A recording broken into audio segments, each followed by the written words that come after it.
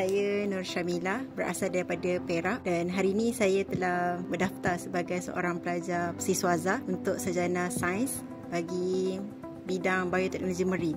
Sebelum ni pun saya belajar di UMT dalam jurusan Sarjana Muda Sains Kegunaan Perikanan, dan selepas bekerja selama hampir 3 tahun, saya mendapati yang saya ada minat yang mendalam dalam bidang bioteknologi marine.